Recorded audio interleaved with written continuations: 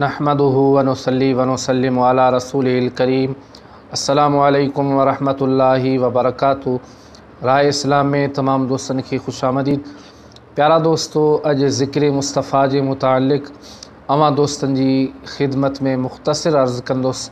हूँ तो ज़िक्र मुस्तफ़ा के मुतालिक जेकॾहिं असां बयान कयूं तो यकीनन काफ़ी लंबो चौड़ो बयान थी सके थो, पर मुख्तसर अवां दोस्तन की खिदमत में अर्ज़ कंदुसि। उन खां अॻु में अवां सां गुज़ारिश आहे त जेकॾहिं अवां असांजो चैनल सब्सक्राइब नाहे कयो त असांजे चैनल खे सब्सक्राइब कयो ऐं गॾोगॾु घंटी जे निशान ते क्लिक कयो तांजो असांजी हर अचण वारी नई मालूमात तव्हां ताईं आसानी सां पहुची सघे। प्यारा दोस्तों, ज़िक्र मुस्तफ़ा सल्लल्लाहु अलैहि वसल्लम बुलंद करण वारी ज़ात अल्लाह रब्बुल इज़्ज़त जी आहे। अल्लाह पाक पंहिंजे प्यारे महबूब करीम सल्लल्लाहु अलैहि वसल्लम जिन जे ज़िक्र खे बुलंद फरमाए छॾियो आहे। यकीनन अल्लाह पाक पंहिंजे प्यारे महबूब करीम सल्लल्लाहु अलैहि वसल्लम जिन जे ज़िक्र पाक खे बुलंद फरमाए छॾियो आहे। प्यारा दोस्तों, हज़रत सैयदना अबू सईद ख़ुदरी रज़ी अल्लाहु ताला अन्हु खां रिवायत आहे त हिकु ॾींहुं हज़रत जिब्रील अमीन नबी पाक सल्लल्लाहु अलैहि वसल्लम जिन जी खिदमत में हाज़िर थियो ऐं अर्ज़ कयई त या रसूल अल्लाह सल्लल्लाहु अलैहि वसल्लम, अवां जो ऐं मुंहिंजो रब फरमाए थो त मूं अवां जे ज़िक्र खे कीअं बुलंद कयो आहे। नबी पाक सल्लल्लाहु अलैहि वसल्लम फरमायो त ऐं जिब्रील, रब ॼाणे थो। हज़रत जिब्रील अमीन अलैहिस्सलाम अर्ज़ कयो, या रसूल अल्लाह सल्लल्लाहु अलैहि वसल्लम, अल्लाह पाक फरमाए थो मुंहिंजा महबूब, जिते मुंहिंजो ज़िक्र कयो वेंदो उते अव्हां जो ज़िक्र कयो वेंदो। बेशक अॼु ॾिसो, काइनात में एतिरो कंहिंजो ज़िक्र नाहे जेतिरो अल्लाह जे ज़िक्र बाद मदीने वारे मीर जो ज़िक्र आहे।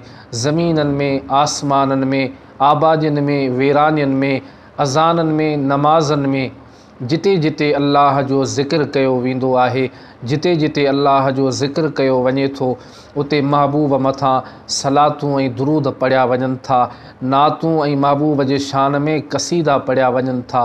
इस्लाम जो पहिरियों कलमो जेको काफ़िरनि खे मुस्लमान बनाए थो, उन कलमे में ज़िक्र ख़ुदा भी आहे त ज़िक्र मुस्तफ़ा बि आहे। प्यारा दोस्तों, पूरी उमिरि जेकॾहिं केरु माण्हू ला इलाहा इल्लल्लाह पढ़ंदो रहे, जेसी ताईं मुहम्मदुर रसूलुल्लाह न पढ़ंदो तेसी ताईं मुस्लमान नथो थी सघे। मुस्लमान हुजण जे लाइ तौहीद सां गॾोगॾु रिसालत खे बि मञणो पवंदो। कलमे जा ॿ हिस्सा आहिनि, हिकिड़ो ला इलाहा इल्लल्लाह, ॿियो मुहम्मदुर रसूलुल्लाह।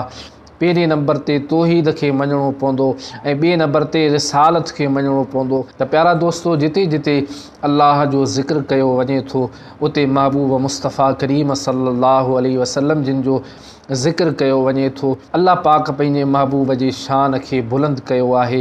इंसान जी औक़ात छा आहे जो शान मुस्तफ़ा ते आङिर खणे या शान मुस्तफ़ा खे पंहिंजो निशानो बणाए ऐं इंसान कुझु सोच उन रब करीम सां छा थो मुक़ाबिलो करे सघे। अल्लाह जे महबूब जे शान खे त पंहिंजे रब बुलंद फरमायो आहे। जंहिंखे बुलंद करण वारी ज़ात अल्लाह जी हुजे ऐं इंसान केरु थींदो आहे जो उन जे शान में घटि वधाई करे सघे। वरफ़अना लक ज़िक्रक, अल्लाह पंहिंजे महबूब जे शान खे बुलंद फरमाए छॾियो आहे। अल्लाह फरमायो, मुंहिंजा महबूब, तुंहिंजे ज़िक्र खे असां तुंहिंजे वास्ते बुलंद कयो आहे। त प्यारा दोस्तों, ज़िक्र मुस्तफ़ा जेकॾहिं बयानु कयो वञे त यकीनन इन में वक़्तु ऐं टाइम लॻी वेंदो, ऐं शान मुस्तफ़ा जेकॾहिं बयानु कयूं त यकीनन ज़िंदगियूं ख़तमु थी वेंदियूं, पर शान मुस्तफ़ा ख़तमु थियण वारो आहे ई कोन। पर मुख़्तसिर मूं अवां दोस्तनि जी खिदमत में अर्ज़ु कयो।